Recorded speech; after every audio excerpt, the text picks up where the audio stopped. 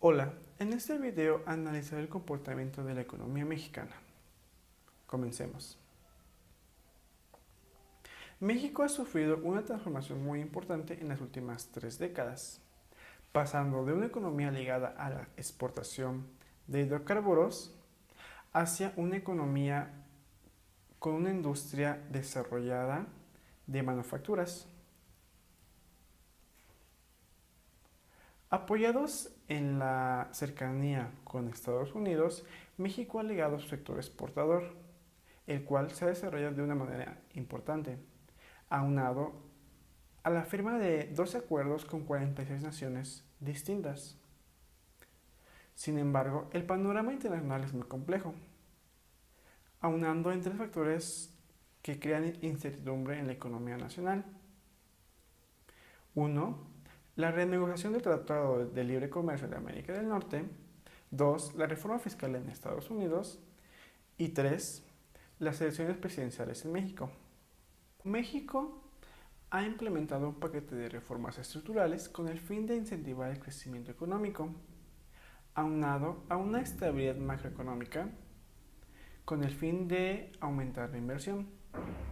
Sin embargo, en los últimos años, México ha aumentado la desigualdad entre sus diferentes sectores sociales. El Coneval ha señalado que en los últimos 8 años el número de pobres en México ha aumentado en 3.9 millones, pasando de 49.5 millones en 2008 a 53.4 millones en 2016. El crecimiento por sectores y regiones de la economía mexicana está caracterizada por una fuerte desigualdad entre una economía moderna muy productiva en el norte y centro del país y una economía tradicional y poco productiva en el sur.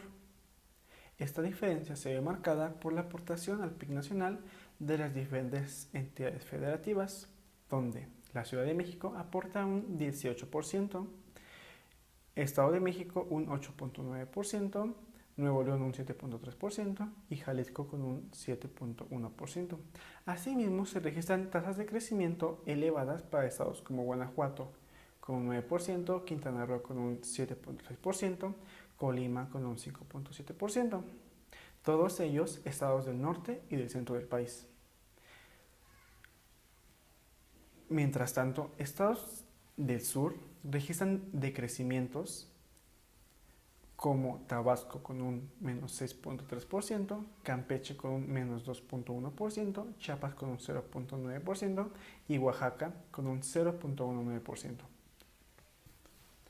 Lo que corresponde a la participación por actividad económica a la economía nacional, vemos que las actividades terciarias ocupan alrededor de un 60% a nivel nacional, lo que implica que las actividades como el turismo y los servicios están cada día aumentando.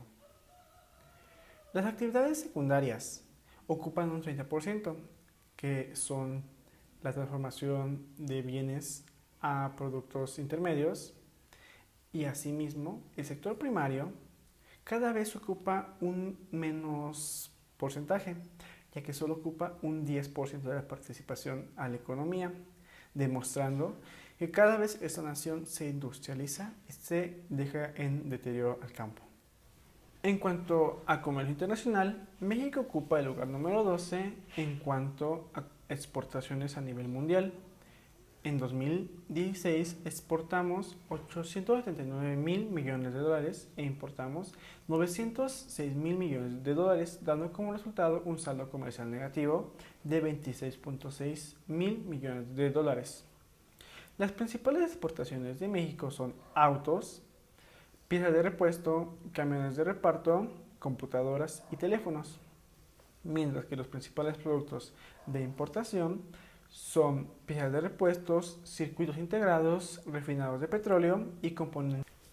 Los principales destinos de exportación de México son los Estados Unidos, Canadá, China, Alemania y Japón, mientras que los principales orígenes de las importaciones son Estados Unidos, Canadá, Alemania, China, Japón y Corea del Sur. El coeficiente de apertura externa de un país es una medida útil para conocer cuánto de internacionalizada está una economía en particular y su nivel de dependencia con el resto del mundo. En el caso de México, nuestro nivel de apertura comercial se ubicó en 67.7% del PIB, continuando una tendencia creciente a raíz de la firma del Tratado de Libre Comercio. En cuanto a la estabilidad macroeconómica, los contratiempos específicos para México son el desplome de los precios de los hidrocarburos, que han reducido la inversión pública, así como una fuerte depreciación del peso mexicano a raíz de las expectativas del mercado sobre los ajustes en la Reserva Federal de Estados Unidos. La fuerte depreciación del peso incrementa aún más la competitividad de las exportaciones mexicanas no petroleras y no han aumentado la inflación. También tiene un efecto positivo sobre los balances fiscales, lo que refleja los ingresos del petróleo denominados en dólares y la baja exposición de la deuda en moneda extranjera, haciendo que nuestras finanzas sean cada vez más sanas. Además, se han acumulado suficientes recursos en el Fondo de Estabilización Petrolero, lo que permite a México permanecer en trayectoria de consolidación fiscal sin medidas adicionales. De igual manera, la política monetaria ha tenido éxito en controlar la inflación. Banco de México ha mantenido la inflación dentro de la bondad proyectada, a pesar de la importante depreciación del peso, manteniéndola en 3.5% en 2016. La tasa de interés de referencia aumentó a 5.75% en diciembre de 2016, con el fin de contener las presiones inflacionarias causadas por la importante depreciación del peso y tomando en cuenta la posición monetaria relativa de México y los Estados Unidos. Asimismo, la oportuna reforma fiscal que introdujo el gobierno en 2014 aumentó la recaudación de los ingresos tributarios no petroleros entre 2015 y 2016 en alrededor de 3 puntos porcentuales del PIB y compensó la disminución de los ingresos petroleros durante el periodo. El panorama laboral en México es estadísticamente estable si se compara con otras economías. La tasa de desempleo en el país es alrededor del 5.2%, similar al de Alemania y por debajo del promedio de la OCDE. Sin embargo, los datos son engañosos, ya que se toma en cuenta la ocupación, no el empleo. Se deja fuera el empleo informal, predominante en nuestra economía, pues 29.3 millones de personas laboran bajo este esquema, es decir, 6 de cada 10 personas trabajan en el sector informal. Considerando el PIB per cápita, el cual es un indicador comúnmente usado para estimar la riqueza económica de un país, ya que está positivamente correlacionado con la calidad de vida de los habitantes de un país, en México, en 2016 y por segundo año consecutivo, el PIB per cápita se mantuvo a la baja, el cual confirma el lento crecimiento para quedar en una cifra de $8.543 por persona, dado que se ha alcanzado una cifra mayor en años anteriores.